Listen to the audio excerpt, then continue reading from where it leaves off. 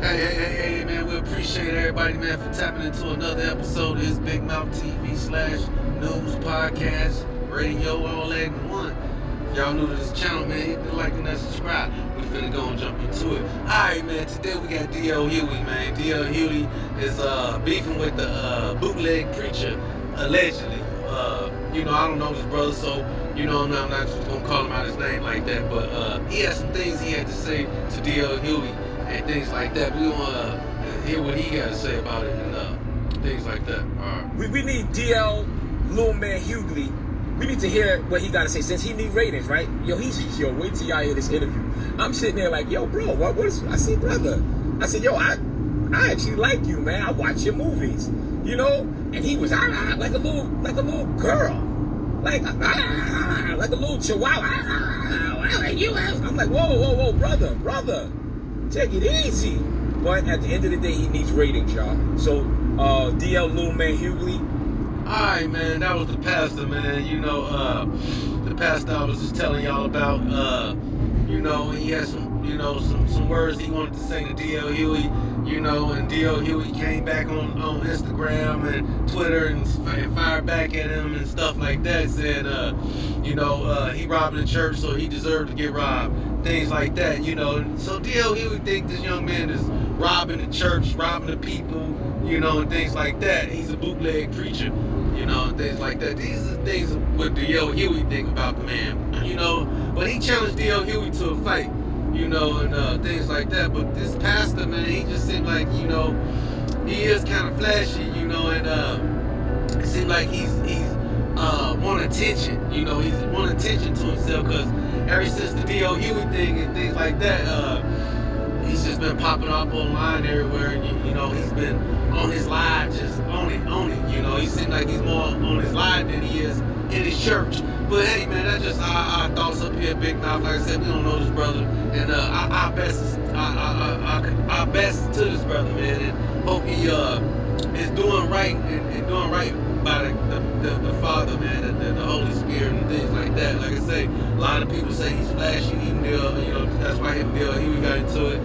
He's always wearing Louis Vuitton shirts, things like that. But check this out.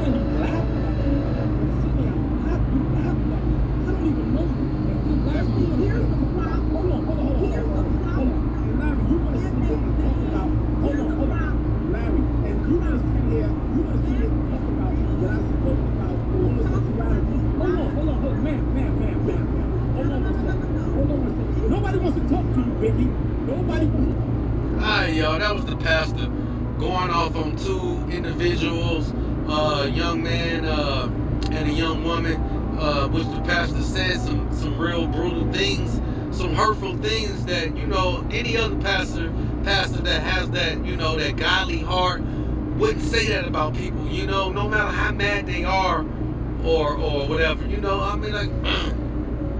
not here to judge nobody, but like I said, man, that pastor said some things, and normally pastors don't say things like that, but I think I hope that pastor get things right and stuff like that. But that pastor was robbed and stuff. His church was robbed at gunpoint and things like that, man. But y'all go check that out online too, man. But as we jump into this next story right here, we got no other than Ricky and Ross, man. Shout out to Rose, man, the biggest boss, man. But the biggest boss seemed like he got in trouble for underpaying his employees at his wingstops, man. What's going on, man, with the biggest boss, man? But we're gonna hear what he got to say, about some things, man. He said some things that, he made a mistake once and it won't happen again, but like I said, they said some people was underpaid at his wingstops, well, Rick Ross apparently owns 25 to 30 wingstops, and him and his mom and his sister are the business owners of these wingstops, and his rumors are going around Ross is underpaying his employees. Some say that his employees are working less than $7.25 an hour.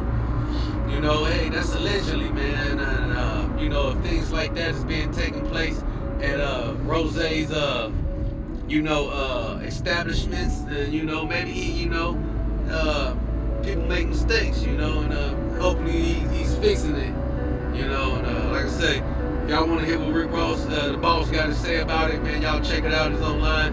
He said he made a mistake once, it won't happen again, and a lot of these employees was getting ripped off, man, and we want to know what's going on, man. You got on Birdman about Birdman ripping off his employees, and then you turn around and rip off your employees, man. Not only the Wingstop employees, including your rap employees. Meek Mill had to fight.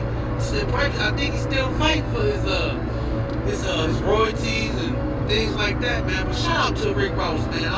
Like I say, man, we hope Rick Ross fix that thing at Wingstop, man, and get his employees paid, and hope they ain't working just for under $7.25 an hour, man. But shout out to the biggest boss, shout out to the Empire, man, the whole Maybach's music group, man, and like I say, Big Mouth, man, we ain't here to condone no violence, man, but shout out to the biggest boss, man, him and his franchises. We hope him and the Wingstop can get their employees paid and not slave them.